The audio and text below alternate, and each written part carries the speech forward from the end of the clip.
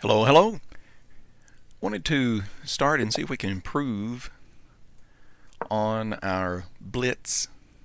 Here we are at 1848. We're playing another Class A opponent. And I'm going to strive to play a very simple and calm game and see what we get into. Notice he starts out with the two knights, doesn't want to commit himself with pawns in the center here. But he finally does with d5, which I find to be a little inefficient if you're going to play the knight c6 here. Now bring the bishop out here is fine to do, and since he allows me with his e6 move, which is a little weak, we will immediately double his pawns. Makes his structure not so good there. For example, after this move at d3, if he wants to bust me up in here, then he naturally needs to advance this c-pawn, but the c-pawn's behind from where it normally would be if he had, say, pushed from c7 to c5 to start with. And now here he's deciding whether he wants to oppose my queenside bishop.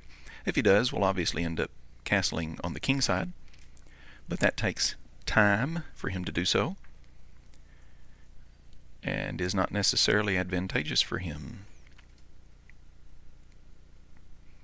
So he's thinking about it.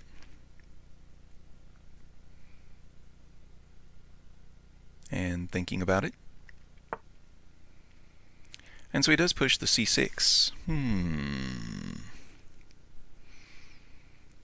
Okay, now we could go e4 here. If we go e4, what can he do to me? Takes. I'm not seeing him being able to do much to me at all. The reason I'd want to go e4 instead of castling queenside to begin with, or I could castle queenside to begin with, that might be a little bit less shaky, but let's do this first anyway. Alright, so he immediately backs up. Now we're going to castle queenside. And the reason is because now if he tries to oppose my bishop, then I just push past that. Oh, and he leaves a hole right there. Wow. We'll bring our knight up in here first so that he can't bring his knight in when we pressure the knight.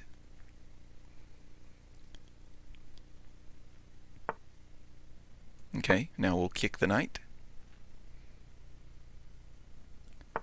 It will go back, and now we begin our kingside attack. I'm liking how this is developing. And here, I don't think we want to exchange that. Free him up for no reason? No. Don't see any reason to do that. And so back his knight up? Sure, I like that. Alright, if I go here, now if I go knight in here, he almost has to exchange knights because I'm threatening the exchange over here. And I'm threatening to take the bishop, busting up his pawn structure even more.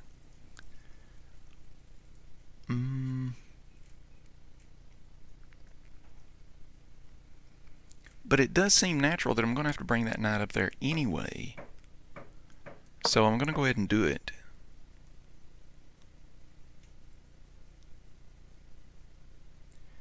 Because he's just going to end up switching that knight anyway over to, say, b6, and then exchanging off on c5. Oh, fella, why? Well, he wants me to have the exchange. Okay. I'm not sure why. He hasn't necessarily lost the game here. It's just that free exchange. Okay.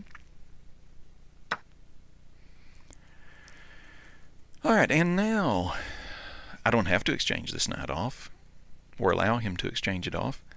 Instead, I can go over here and threaten his bishop. And he can't move the bishop off because my queen's attacking that spot, and we'll get rid of his two bishops that way. Yep, let's do that. Let's do that.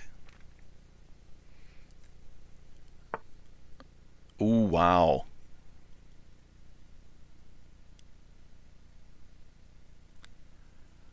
Oh.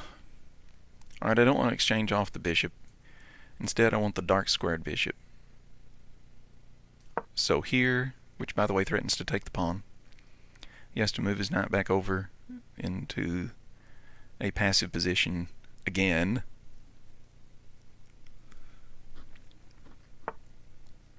Alright.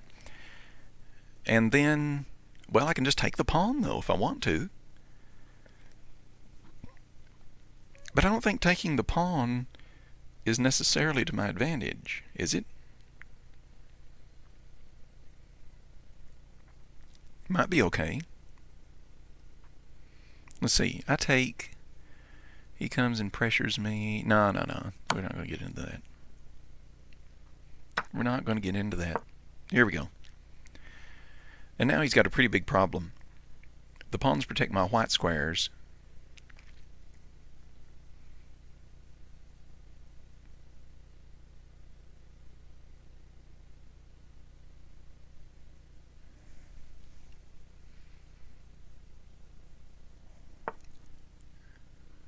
Ah, yeah, there is that. Okay. Well, let's go over here because it doesn't look like the rook file is opening anytime soon. And this does threaten an immediate f5 push. And we're about even on time with him now again. Okay. So notice if I go here, takes. If he takes back with the bishop, then I get to take this pawn. I'm kind of liking that sequence. I kind of like it. Takes. And now I think this pawn's poisoned. Yeah, he can't take that. Alright, so we will go back over here, right? Yes. Now you can take and give me doubled isolated pawns, but I don't think we are worried about that, because as soon as the queens are off the board, my rooks are going to be extremely powerful.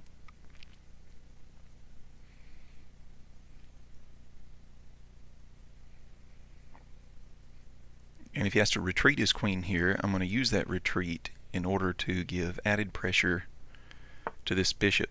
Yes. So now we will push here and threaten to attack the bishop again.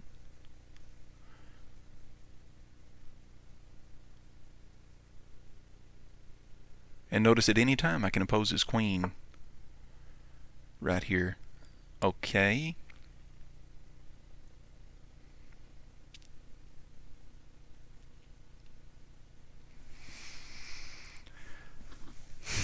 Wow.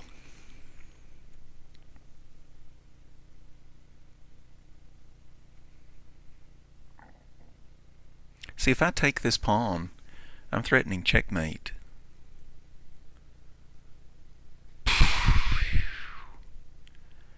And he's got to defend against that. Yeah, that looks like a desperate move. Why should I not do this? This is threatening checkmate. Oh no, fella. That's not a pretty way to end the game. Alright, good game. Thank you. Alright, so we're back up to near our highest rank. That's good. And that's the way we'll leave it at the moment, I guess. Yeah, he'll be smarting from that one for a little while. Okay. Anything in particular from this game, reckon? Don't know that there is anything unusual. Like I said, this is a little bit of a weak structure. If anybody's going to play against me, or anybody that plays the bird, if you shove knight c6, then don't be so soon to shove d5, because if you were being non-committal before, then why be committal now about it when you're left with somebody just pinning that knight, and you're going to end up with double pawns, people. Double pawns, and those double pawns are no fun. No fun at all. So the rest of the game progressed according to the no fun for black principle until he dropped the exchange right there, and it's all over with the shouting. Alright, thank you very much.